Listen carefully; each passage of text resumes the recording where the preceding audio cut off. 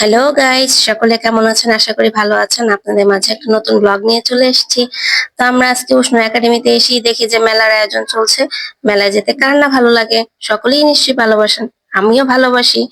কিন্তু এখানে এসে আমার বুক ধড়ফড় করতে থাকে, কারণ আমার মেয়ে তো মেলা দেখে খুব এক্সাইটেড। সে এসেই বলতেছে এটা কিনবে ওটা কিনবে, মানে পয়সা খরচ। তো প্রথমেই সে ঢুকে যায় খেলনার দোকানে। সেইখানে খেলনার প্রশ্ন দেখে তো তার মাথা পুরাই নষ্ট। আমিও ভয়ে ভয়ে অস্থির হয়ে যাচ্ছি, আমার কোন টাকা যেন খরচ হয়ে যায়। তো অবশেষে লাবুবুর এই নোটবুকটা তার পছন্দ হয় এবং এটা ওকে কিনে দিই।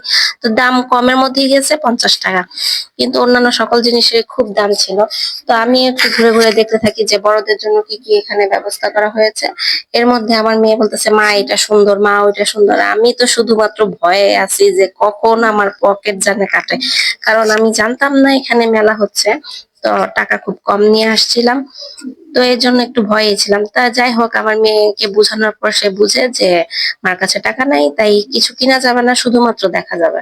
তো আমিও সেই কাজটা করি ওর সাথে। ও আর আমি দুজনে মিলে অনেকগুলো স্টল দেখি। সেখানে গহনার দোকান, তারপরে হচ্ছে আপনার বিভিন্ন রকম হস্তশিল্পের দোকান ছিল। মূলত এই মেলাটা হস্তশিল্পী যারা আছে তাদের জন্য, তারা উদ্যোক্তা মেলা নামে এই মেলাটা দেওয়া হচ্ছে।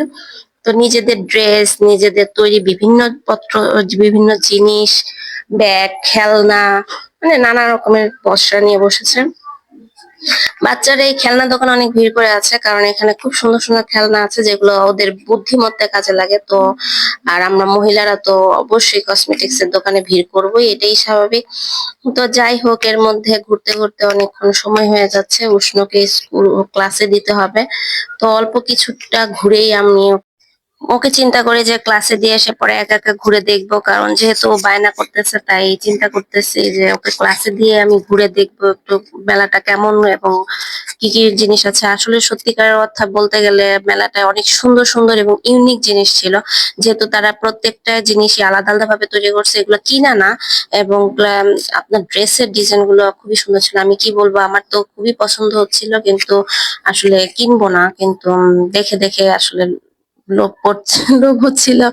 তো এখানে হচ্ছে ডাইনোসরের একটা মানে মিমিক্রি ছিল, মানে কার্টুন। তো বাচ্চাদের ভিড় এখানে কার্টুন দেখে। উষ্ণ এখানে কিছুক্ষণ দাঁড়ায়, ভিড় করে। তো ওকে বলে যে তুমি এখানে অল্প কিছুক্ষণ দাঁড়িয়ে তো তুমি ক্লাসে চলে যাও।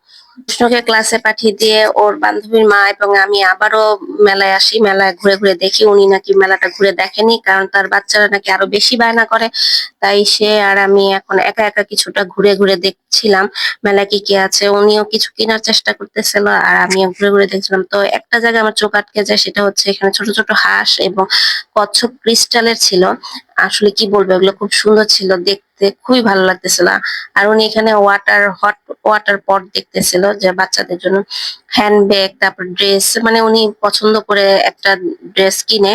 তো এরপরে ক্লাস ছুটি হয়ে যায়, বাচ্চারা তো ভিড় করছে খাবারের দোকানে। মা বাবার মানে ক্লাস শেষ, মানে এখন খাবার খাইতে হবে, এখন মা বাবার পকেট কাটতে হবে, সেই চিন্তা করে তারা এখানে ভিড় করে।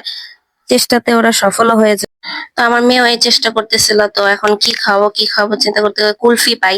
তো গরমের মধ্যে কুলফি খেলে একটু ঠান্ডাও লাগবে, ভালোও লাগবে, তাই কুলফি ওকে কিনে দিই। একটা কুলফির দামই ছিল 30 টাকা, কিন্তু এটা ছিল হ্যান্ডমেড, তো খুবই ভালো। তো এজন্য ওকে কিনে দিই। আর তো আমার মেয়ে আমাকে ছাড়া কিছুই খায় না, তো আমাকেও একটু খাইয়ে দেয়। আসলে টেস্টটা খুব ভালো ছিল।